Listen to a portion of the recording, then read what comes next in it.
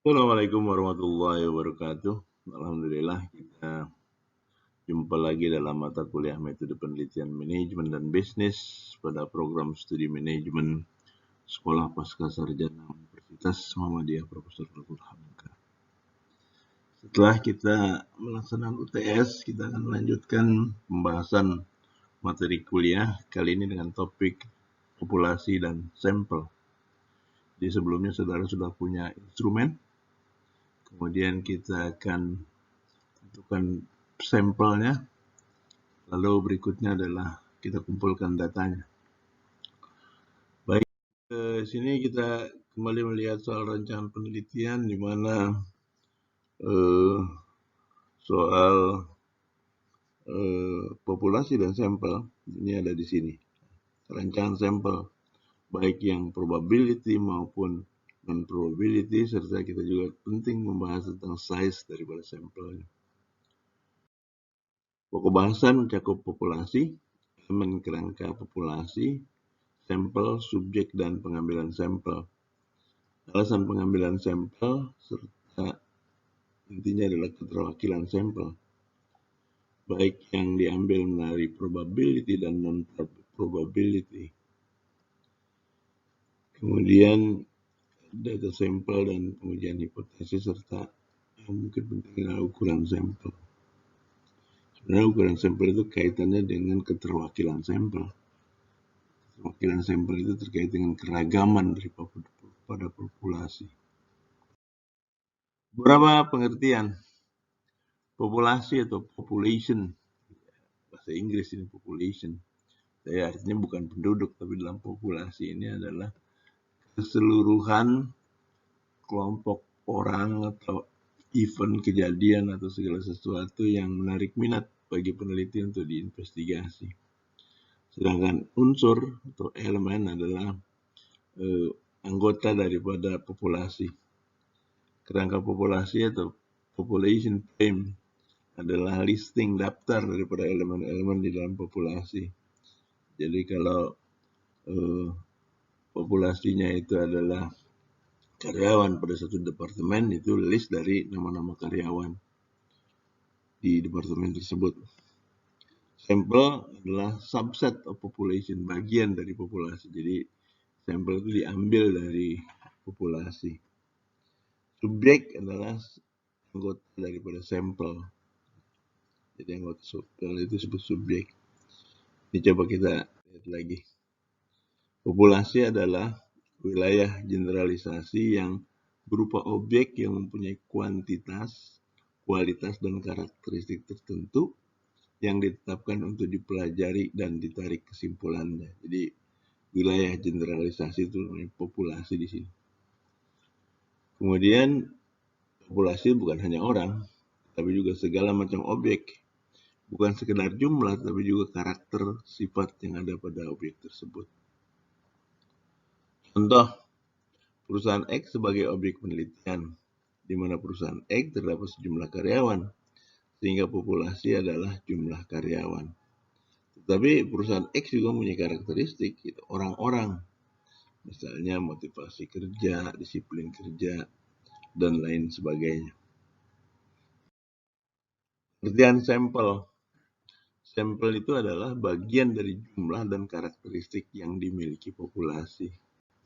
Bila populasi besar dan peneliti mempunyai keterbatasan sumber daya, waktu, dana, tenaga, ujung-ujungnya kan duit, ujung-ujungnya dananya.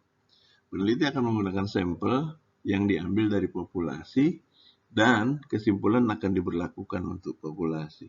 Jadi walaupun sampel itu hasil datanya itu sampel, tapi kesimpulannya diberlakukan untuk populasi. Sampel yang diambil harus mencerminkan, itu kata kuncinya, atau mewakili populasi. Jika tidak, maka kesimpulan yang diambil akan salah. Hubungan antara populasi dan sampel. Populasi dengan parameternya mu misalnya, nilai rata-rata, kemudian diambil sampel melalui statistik X itu nilai rata-rata. Jadi sampel statistik itu merupakan estimate dari parameter. Jadi penduga dari parameter. Jadi dugaan terhadap nilai parameter. Kenormalan distribusi. Apa saja target populasi yang relevan terhadap fokus penelitian? Apa saja pastinya parameter-parameter yang menarik bagi peneliti untuk diamati? Angka sampel seperti apa yang tersedia? Berapa ukuran sampel yang dibutuhkan? Berapa biaya yang melekat dalam rancangan sampel? Dan berapa waktu yang tersedia untuk mengumpulkan data dari sampel? Teknik sampling, ada probability sampling, unrestricted or simple random sampling. Jadi simple random sampling itu menganggap bahwa peluang semua anggota populasi, elemen, itu sama untuk terpilih menjadi sampel. Restricted or complex probability sampling ini lebih dibatasi lagi, mungkin ada klasternya, ada stratanya dan sebagainya. Kemudian systematic sampling, lalu ada stratified random sampling, ada proportionate or disproportionate random sampling. Biasanya orang menganggapnya yang paling gampang simple random sampling. Diasumsikan bahwa semua anggota populasi itu mempunyai peluang yang sama untuk terpilih sebagai sampel.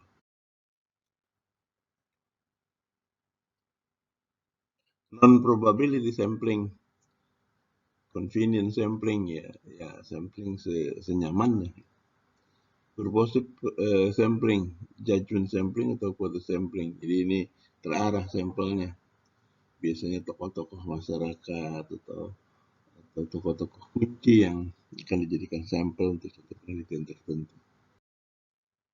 Kelebihan dan kekurangan dari metode sampling. Misalnya simple random. Simple random itu kan semua elemen di dalam populasi dianggap memperoleh peluang yang sama untuk terpilih sebagai sampel. Jadi kelebihannya high general ability of finding. Kekurangannya not as efficient as stratified sampling. Selanjutnya saudara bisa baca untuk masing-masing kelebihan dan kekurangan masing-masing teknik sampling tersebut.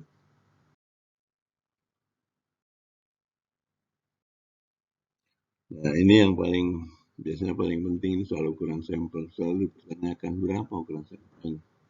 Berapa jumlah anggota sampel yang paling tepat digunakan untuk satu riset?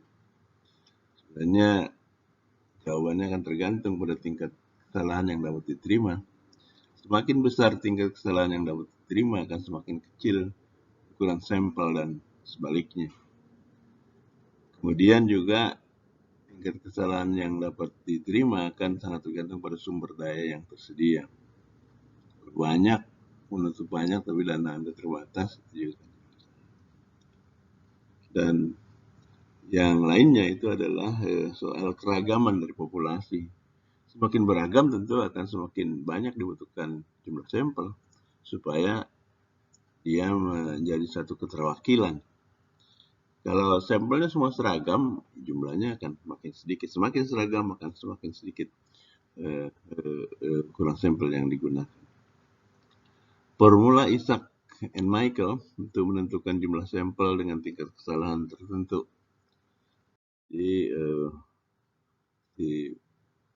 Pak Isaac dan Michael yang saudara bisa googling atau buka halaman 24 pada pedoman penulisan tesis dan disertasi sekolah pasca sarjana, di mana tabel tersebut menyajikan jumlah sampel berdasarkan besaran populasi dan tingkat kesalahan yang ditolerir. 1%, 5%, dan 10%. Penggunaan tabel ini sangat praktis dan mudah. Tentu saudara harus memahami benar filosofi dari pengambilan sampel tersebut. Tabel ini lebih tepat untuk menentukan jumlah total sampel saudara, tidak distribusinya.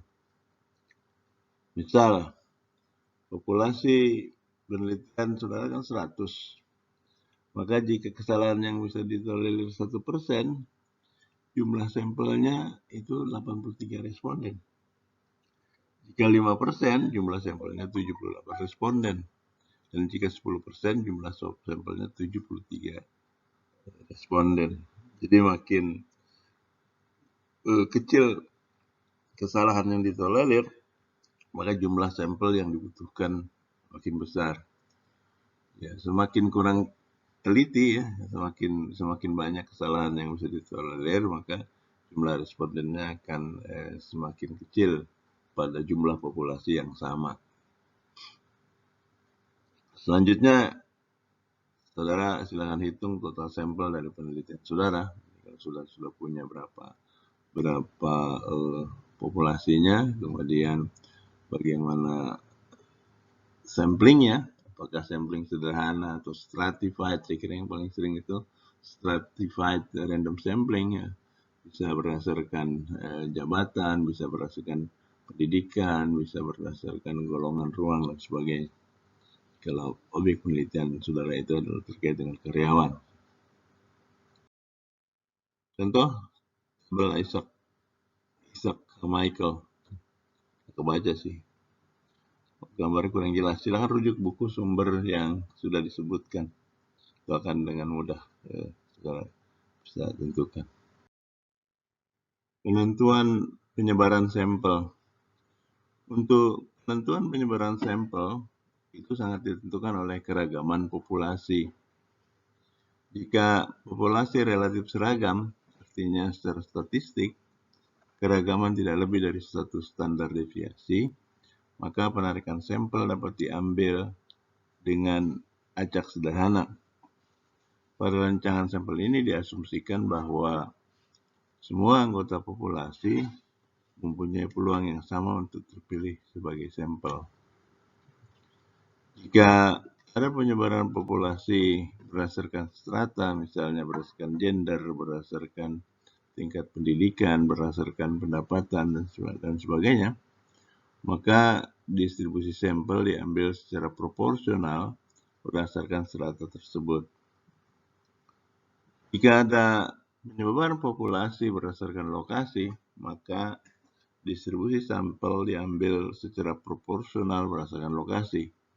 Mungkin jika di lokasi dimaksud juga ada keragaman berdasarkan strata, maka sampel ditentukan secara berjenjang. Tentukan lokasi, kemudian stratanya.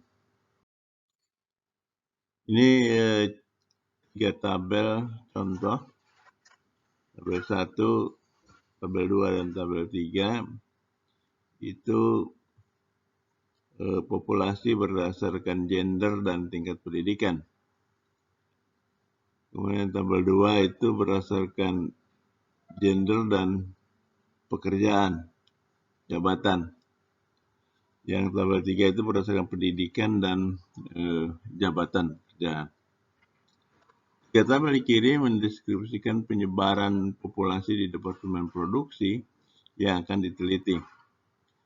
Tentukan jumlah total sampel jika kesalahan yang ditolerir 1%, 5%, dan 10%. Pakai tabel Isaac Michael aja. Kemudian tentukan distribusi sampel berdasarkan gender dan tingkat pendidikan. Gender, tingkat pendidikan. Laki-laki, perempuan, sarjana, bukan sarjana. 3. Tentukan distribusi sampel berdasarkan gender dan jabatan. Laki-laki, perempuan, supervisor, dan pekerja. Yang keempat, tentukan distribusi sampel berdasarkan tingkat pendidikan dan jabatan. Sarjana, bukan sarjana, supervisor, dan pekerja. Demikian, saudara-saudara, untuk bahasan kita tentang populasi dan sampel. Terima kasih. Assalamualaikum warahmatullahi wabarakatuh.